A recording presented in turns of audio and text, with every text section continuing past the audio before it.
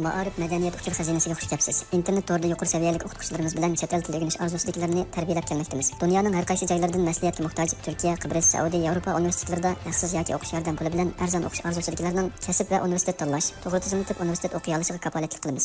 Maslahat va tafsilot uchun har yil 5dan boshlab aloqa adreslarimizga uchur qilgaysizlar. Xazinam tor til tarbiyalash va oliy ma'arif maslahat markazi.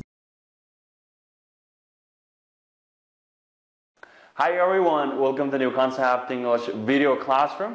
And today we will learn New Concept English Book 1, Lesson 1, Excuse Me.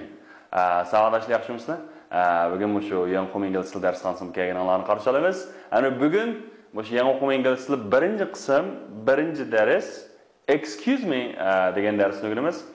Dars boshlashdan burun hamda biz shu kitobga nisbatan qanday desanglar bir azroq bir tushuncha berib ketib ketsam. Hamda bizning yangi o'quv ingliz tili odatda New Concept English deydi-ku ingliz tilida. Bu hisobda bu intayin chiqqaniga uzoq bo'lgan hamda hozirgacha intayin ishlatilib kelayotgan bizniki bu Xinjiangda emas, shu davlat ichida intayin moda ishlatilib kelayotgan materiallardan birisi-ku. Hamda bu shu yangi o'quv ingliz tilining birinchi qismi 142 dars bo'ldi. Endi bu 142 darsniki 72 darsda har bir darsda yangi o'quv bor, odatda taq darsda. Yani jup darslar desanglar shuniki mashq darsi bor. Mashq darsi. Demak, ham birinchi qismda 72 da ortiq yangi o'quv bor, o'sha ingliz tilida sizlar o'rganmasanglar bo'lmaydigan, nihoyat o'rganish zarur bo'lgan. Hamda bu yangi o'rgangichlarga hamda hozirgacha hamda meningki 8 yillik dars o'tash tajribamga asoslanganda bu shu yangi o'rgangichlar uchun intayin zarur bo'lgan bir darslik. Yangi o'quv ingliz tili. Hamda buningki hamda tuzilish alohidligi intayin o'sha o'quvchilarningki o'rganish, takrorlash alohidligi asosida tuzilgan-ku. Sizlar masalan bir mazmun o'rgangan bo'lsanglar, bu yana necha darsdan keyin yana sizlar qanday qildirsanglar takrorlashib bordi. Takrorlashib bordi. Undan sirt yana buningki grammatikalik bilim bo'lamdi va yoki og'iz tili, yozishlar hamma narsa nihoyat pesh taqsima o'rlashtirilgan-ku. Sizlarning saviyangizni bara qadam-qadam o'stiribmoqda. Qadam-qadam o'stiribmoqda. Hamda bu kitobningki hozir hamda masalan Beijing, Shanxayni misolga olsak, hamda Beijingda masalan men bir yil ishladim, shu yerda ishlagan jarayonida hamda o'sha yangi o'quv ingliz tilining birinchi, ikkinchi qismini odat boshlang'ichning bolalar to'liqsiz chiqish o'rganib bo'ldi ekan. Shanxayda shu. Onun keyin to'liqsizda 3-qism, 4-qismni o'rganib ekan-da hamda va yoki hamda 3-qismni o'rganib bo'lgandan keyin boshqa kitobga o'zgardi ekan.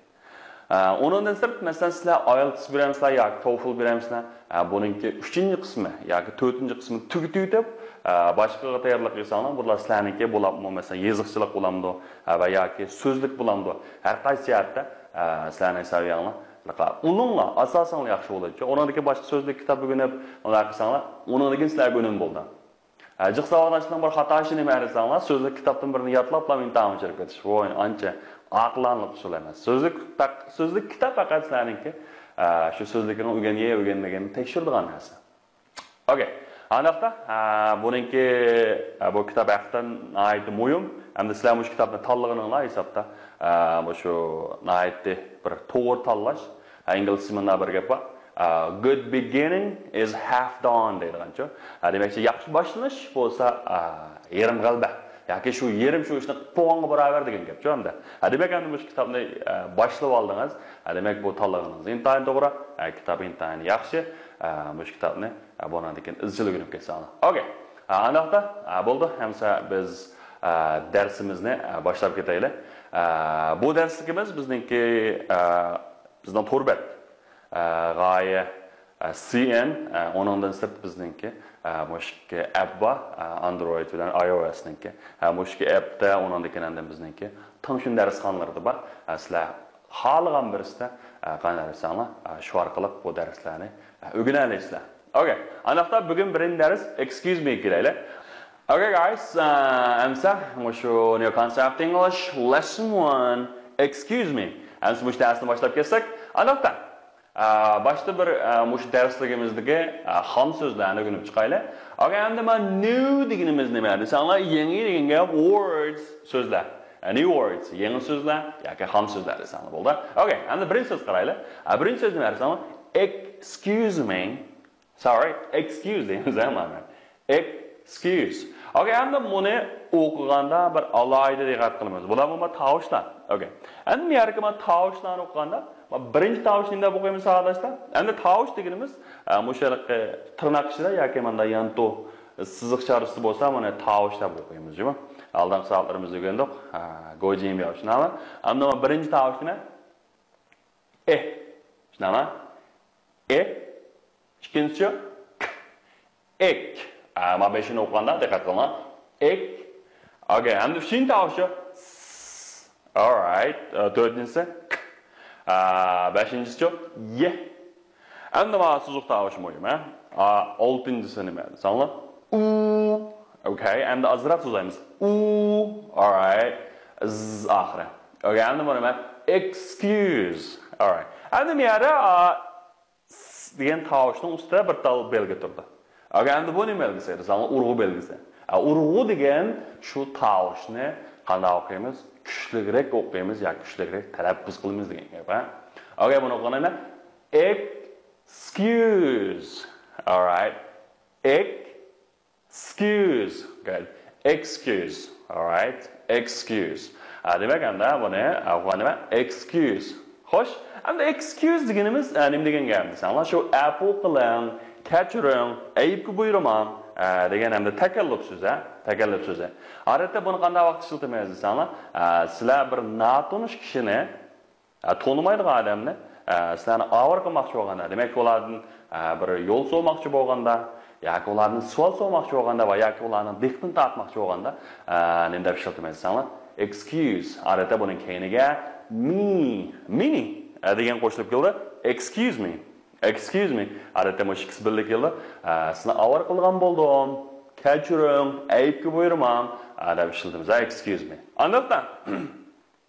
Endi bu excuse me bilan hamda bizningki chaqirish odatimizni qanday desanglar, bir selishtirish kerak. Endi chunki bu g'arbda, hisobdan shu ona tili ingliz tili bo'lganlarning chaqirish odati. Shunami?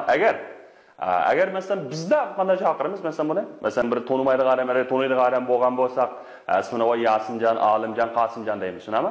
Okay. Endi tonimagan odam bo'lsa, shu desanglar, tonimagan odam bo'lsa, masalan qizchaq bo'lsa, voy ukam, voy singlim yoki o'g'il voy ukam yoki bo'lmasa, masalan kiyib olgan kiyimga qarab, voy qarchapolliq bola yoki ko'kchapolliq bola va yoki bo'lmasa menda ko'zoynak taqib olgan bola bo'lsa, ko'zoynak deydigan gap, shunami?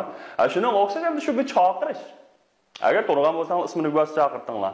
Hatto endi burilida masalan bir moto minib olgan odam bo'lsa, moto deb chaqirgan gap shunami? Hatto masalan burun sayber naslni ishak aroldak kelsa, masalan o'sha seychin to'layim deb o'yshak deb chaqirib g'ashtiradi endi. Bu bir chaqchaq bor endi. Demak, endi bir chaqirish natunish odamda yo'l so'g'anda shuning bir diqqatini tortganda yoki siz shuni chaqirmoqchi bo'lib o'zingizning gapini demoqchi bo'lganda deb ishlatamiz excuse me. Okay? Excuse me. Good. Excuse me. All right? Excuse me. Good. Nima ekanlar? Excuse me. Yaxshi. Avval qilgan bo'ldim, takalluf qildi. Endi bu hargizmi aslida xatolik o'tkazganligingiz emas, ha? Faqat so'ysini avval qilib qo'ygan bo'ldim, shu takalluf yuzini kechiring degan so'z hamda. Shuningda excuse me degan ishlatamiz. Aniqda birdan Snow White. Okay, Snow White degan nima? Qarmalika. Shu qarmalikaning kinosida o'sha excuse me ni ishildirgan bir ahvol bor, ko'ra beringlar.